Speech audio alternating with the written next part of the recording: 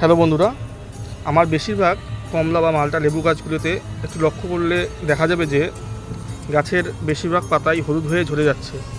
এই যে প্রথম যে গাছটি, এটি যেমন কাটল গোল্ড, সব পাতা বেশিরভাগই ঝরে পড়ে গিয়েছিল, এখন নতুন কুশি পাতা বেরোচ্ছে। আপনারা দেখুন।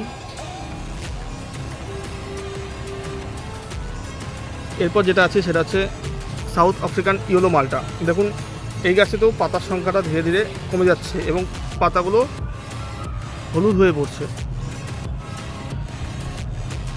নেক্সট, এটা যেমন আছে পাকিস্তানি অরেঞ্জ, জাম্বুরা রুটে সংগ্রহ করা। পাতার সংখ্যা অনেকটাই কমে গিয়েছে এবং হলুদ হয়ে যাচ্ছে। শীতকালে পাতা ঝরা ব্যাপারটা কমলা বা মালটা লেবু গাছের ক্ষেত্রে একটি কমন ব্যাপার, ভয় পাওয়ার কোনো ব্যাপার নেই। জল একটু কম দিবেন এবং ভালো মতো পরিচর্যা করবেন, ঠিক হয়ে যাবে। Thank you.